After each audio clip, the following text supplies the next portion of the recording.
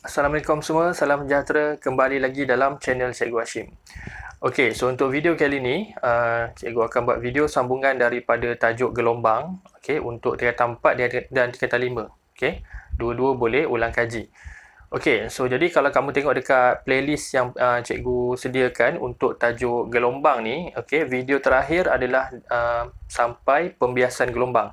Okey, so jadi hari ni Cikgu akan sambung untuk tajuk pembelauan gelombang, okey, ataupun diffraction of wave. Okey. Jadi macam kamu lihat dekat whiteboard ni, okey, setiap fenomena yang ada dalam gelombang kita akan kaji berdasarkan 3 gelombang yang utama, iaitu air, cahaya dan juga bunyi. Okey, macam sebelum ni kamu pernah belajar pantulan dengan pembiasan gelombang, ada pembiasan air, cahaya dengan bunyi. Okey, sama juga dengan pembelauan. Okey, kita akan jumpa pembelauan air, pembelauan cahaya dan pembelauan bunyi. Okey.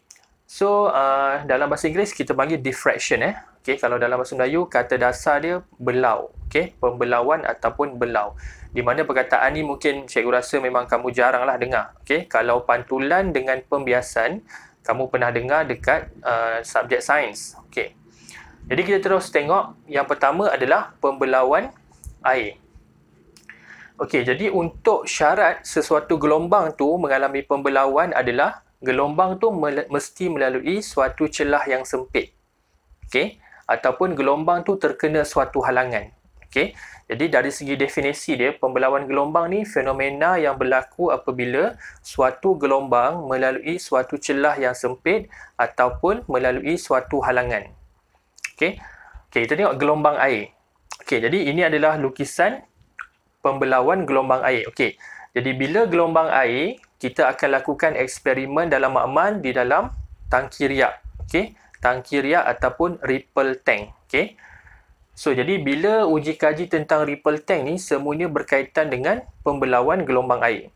Okey, jadi kita tengok dulu. Dalam pembelauan gelombang air ni, kita akan kaji melalui celah kecil dengan celah besar. Okey, maksudnya ni lah, warna biru ni, garisan warna biru ni adalah muka gelombang. Okey, warna hijau ni adalah arah perambatan gelombang. Maksudnya gelombang air ni merambat daripada kiri ke kanan. Okey, gelombang air ni, so dia akan melalui suatu celah yang sempit ataupun celah yang kecil. Okey, dan dia lalu ikut celah yang kecil tu, so pembelauan tu berlaku selepas dia melalui celah yang kecil tu. Okey, so ini adalah gelombang yang dah terbelau. Okey, lukisan di sebelah kanan ni adalah corak pembelauan gelombang air yang sudah terbelau. Yang ni belum lagi terbelau. Okey. Perkara yang kamu kena ingat dalam pembelauan adalah yang pertama, frekuensi dia tetap. Okey, maksudnya frekuensi gelombang air sebelum dengan selepas pembelauan tidak berubah. Okey, sebelum dengan selepas pembelauan frekuensi dia tidak berubah. Yang kedua adalah lambda dia pun tetap. Maksudnya panjang gelombang dia pun sama. Kalau kamu lihat kat sini, panjang gelombang ni adalah jarak antara dua muka gelombang yang berterutan.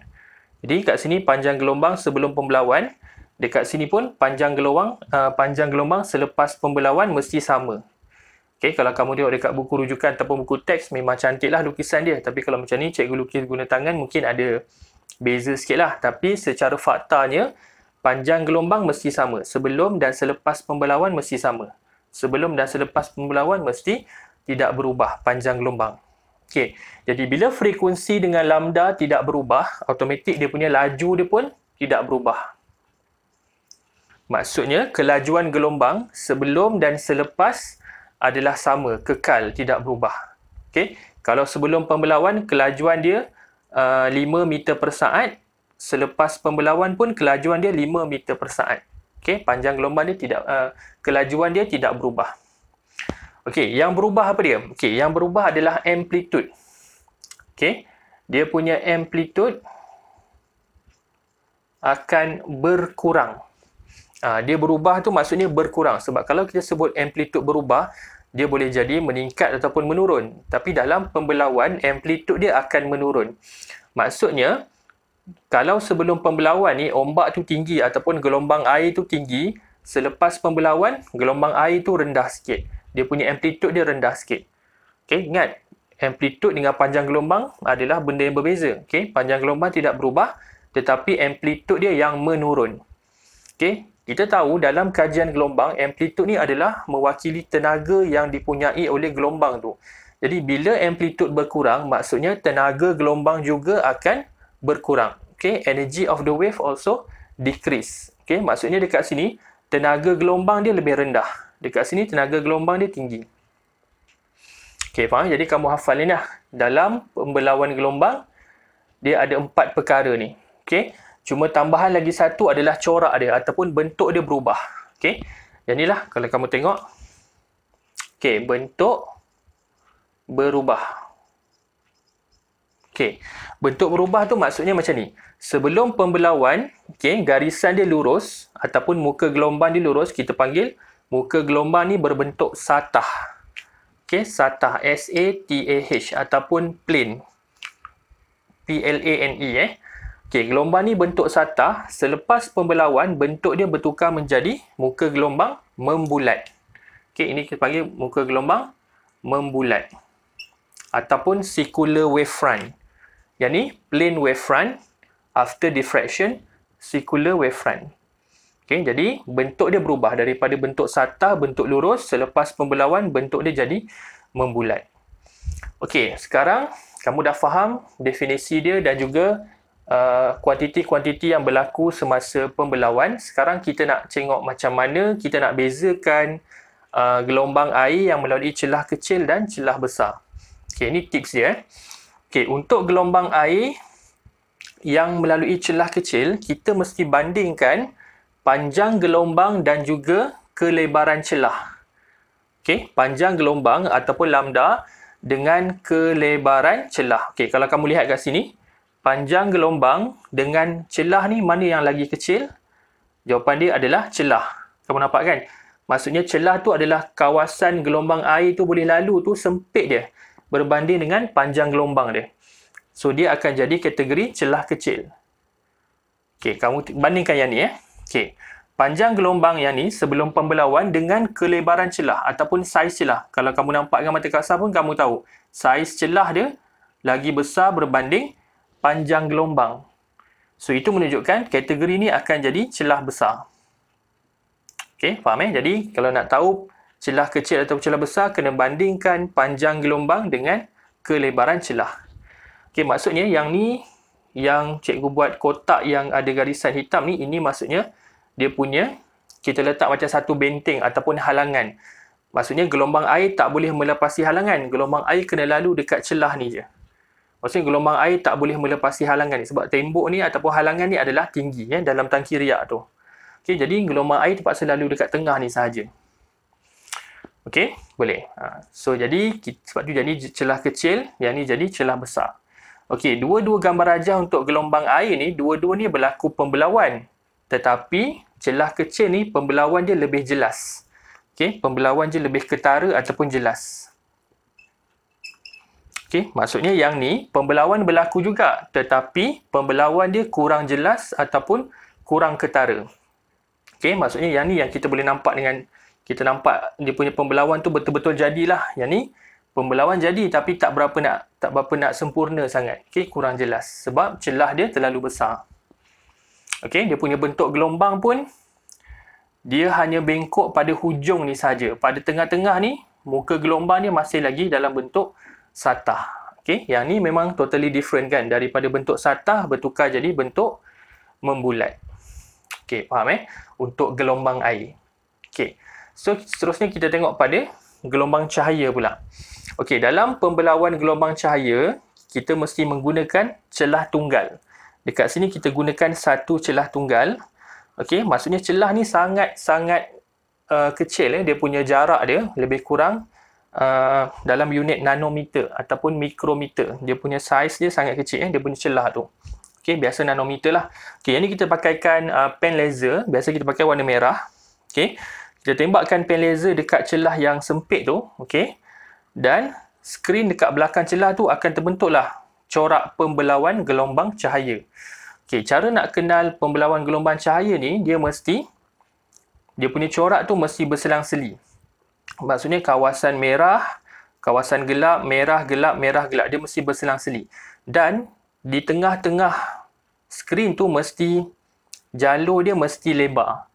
semakin ke kanan, kelebaran dia makin berkurang. Semakin ke kiri pun, kelebaran cahaya dia pun, ataupun kelebaran corak dia pun berkurang. Kalau kamu tengok tengah-tengah ni, jalur tengah ni lebar kan. Sebelah kanan dia kurang, belah kiri dia pun kurang. Kemudian semakin kelebaran dia makin berkurang. Okey, sebab kamu jangan keliru dengan corak interference cahaya. Sebab selepas pembelauan, kamu akan belajar interference cahaya. Okey, jadi kena bezakan pembelauan cahaya dengan interference cahaya. Dia ada beza dari segi corak. Okey, kalau sekali pandang nampak sama je. Tapi kalau kamu tengok betul-betul, pembelauan cahaya, kelebaran dia makin berkurang ke kiri dan ke kanan. Tengah-tengah tu tebal. Okey, dia punya kelebaran cahaya dia. Okey, jadi maksudnya dekat sinilah berlaku kat sinilah berlakunya pembelauan cahaya. Bila cahaya tu melalui satu celah yang sempit, cahaya tu terbelau dan corak dia terbentuklah pada skrin. Okey, itu pembelauan cahaya. Okey, yang terakhir adalah pembelauan gelombang bunyi. Okey, pembelauan gelombang bunyi ni, okey, ataupun diffraction of sound wave, yang paling mudah untuk kita rasa ataupun yang paling mudah untuk kita buat eksperimen. Okey, contoh dalam gambar rajah ni. Okey, so katakanlah ini adalah penjuru suatu bangunan. Okey, penjuru suatu bangunan. Kemudian kita letakkan satu pembesar suara ataupun satu radio lah. Kan senang nak kita letak satu radio kat sini yang mengeluarkan bunyi. Kemudian kita berada dekat sebelah bangunan tu. Maksudnya kita berada dekat hujung bangunan. Okey, kalau kita tengok kat sini, mata kita tak nampak radio ni ataupun mata kita tak nampak pembesar suara. Okey, tapi bila kita hidupkan bunyi ni, kita boleh dengar gelombang bunyi tu. Kita boleh dengar muzik ataupun lagu daripada radio tu. Sedangkan kita tak nampak pun radio tu. Okey, itu menunjukkan bahawa gelombang bunyi yang keluar daripada pembesar suara tu akan terbelau bila gelombang bunyi tu terkena penjuru bangunan ni. Okey, nampak? So, ni gelombang bunyi yang biasalah. Okey, garisan yang putus-putus ni maksudnya gelombang bunyi tu telah terbelau bila terkena penjuru tu. Dan bila terbelau, dapat dirasai oleh telinga kita. So, telinga kita pun dapat dengar bunyi daripada radio tu. Sedangkan kita tak nampak radio tu. So, itulah pembelauan gelombang bunyi. Sebab gelombang bunyi ni paling mudah kita nak buat eksperimen. Okey, antara lain gelombang bunyi adalah contoh dalam kelas. Okey, kamu duduk dalam kelas, tiba-tiba dekat luar ada motor lalu. Okey, ada sebuah motosikal lalu. Kita tak nampak pun motosikal tu apa, tapi telinga kita boleh dengar bunyi daripada motosikal tu. Sebab apa benda tu berlaku? Sebab salah satunya adalah pembelauan gelombang bunyi. Okey, bunyi daripada motor tu akan masuk ke dalam kelas kita melalui tingkap-tingkap ataupun melalui pintu-pintu, celah daripada pintu dan celah daripada tingkap kelas kita tu. Okey, sama juga kalau macam orang bising kelas sebelah, okey, kita masih lagi boleh dengar dalam kelas kita suara dia orang tu sebab gelombang bunyi daripada suara kawan-kawan yang bising tu akan melalui celah-celah antara dua kelas tu. Okey, biasanya tingkap dengan pintu lah. Okey, itulah pembelauan gelombang bunyi. Okey, so yang lebih detail dalam ni kebanyakannya adalah gelombang air sebenarnya. Okey, tapi cahaya dengan bunyi pun boleh kena tahu juga. Okey, sebab ketiga-tiga ni semuanya adalah gelombang. So, bila kata gelombang, dia mesti boleh melalui proses pembelauan. Okey, antara soalan yang ditanya dalam tajuk pembelauan ni adalah kamu kena hafal corak-corak pembelauan. Okey, macam inilah corak gelombang air. Okey, biasa kalau dari segi corak memang soalan akan tanya tentang gelombang air. Okey, jadi kamu kena ingatlah benda-benda ni. Okey, dalam gelombang air, panjang gelombang sebelum dengan selepas mesti tidak berubah. Kadang-kadang dalam soalan dia bagi sebelum pembelauan panjang gelombang dia besar, selepas pembelauan panjang gelombang dia pendek. Maksudnya itu corak yang salah lah. Sebab kita faham pembelauan gelombang air mesti panjang gelombang dia adalah sama sebelum dan selepas pembelauan. Okey, kedua dia tanya dari segi corak lah. Macam ni kan, membulat dengan bentuk satah tapi tak berapa nak jelas sangat lah yang ni. Okey, boleh. Itu dalam pembelauan air. Okey, antara gelombang cahaya dengan bunyi ni, biasa soalan akan tanya adalah antara mana satu, okey, gelombang yang mudah dibelaukan. Antara gelombang cahaya ataupun gelombang bunyi yang mudah dibelaukan. Okey, jawapan dia adalah gelombang bunyi mudah dibelaukan. Okey, sebab kalau kita macam cikgu cakap tadi, benda tu kita dah pernah rasa dah kan. Bunyi daripada luar masuk dalam kelas ataupun kita duduk dekat bilik kita, bunyi daripada luar bilik kita pun boleh dengar dalam dalam bilik kita itu disebabkan oleh pembelauan. Okey, perkara ni berlaku, okey, pembelauan gelombang cahaya pula kita tak rasa. Maksudnya kita macam, oh gelombang cahaya tu boleh terbelau, tapi kita macam tak pernah rasa pun benda tu, kita tak pernah alami pun pembelauan cahaya. Okey, benda ni berlaku disebabkan oleh panjang gelombang bunyi lebih besar berbanding panjang gelombang cahaya. Okey, maksudnya gelombang bunyi ni dia punya wavelength dia ataupun lambda dia lagi besar daripada cahaya. Maksudnya gelombang cahaya ni wavelength dia sangat pendek. Okey, panjang gelombang dia sangat pendek. Sebab itulah celah tadi. Okey, saiz celah ni dalam unit nanometer. Maksudnya celah tu kena sempit. Kan, lagi kecil daripada lambda, barulah cahaya tu boleh terbelau. Okey, manakala bunyi ni, gelombang dia panjang. Jadi, mana-mana lalu halangan ataupun lalu celah dia akan terbelau. So, bunyi senang terbelau sebab panjang gelombang dia lebih besar berbanding gelombang cahaya. Gelombang cahaya wavelength dia pendek. So, itulah antara soalan yang selalu ditanya dalam pembelauan. Okey, jadi cikgu harap dalam penerangan pembelauan ni kamu boleh faham. Okey, sebab dalam fizik ni yang penting adalah konsep tu. Okey, sebab kebanyakan daripada yang cikgu nampak, student ni terlalu risau tentang pengiraan. Okey, bagus kalau kamu risau, tapi sebenarnya kamu kena kuasai konsep dulu. Kamu kena kuasai konsep, barulah kamu boleh jawab soalan pengiraan dan soalan konsep. Okey, jadi untuk pembelauan, dia memang tak ada pengiraan. Okey, maksudnya tak ada soalan yang kena kira berapa panjang gelombang, cuma kita bandingkan sahaja. Okey, bandingkan sahaja. Okey, jadi cikgu harap video ni boleh memberi kefahaman kamu dalam pembelauan. Okey, jangan lupa like, share dan komen kat bawah kalau ada apa-apa soalan. Okey, so jumpa lagi dalam video akan datang. Terima kasih.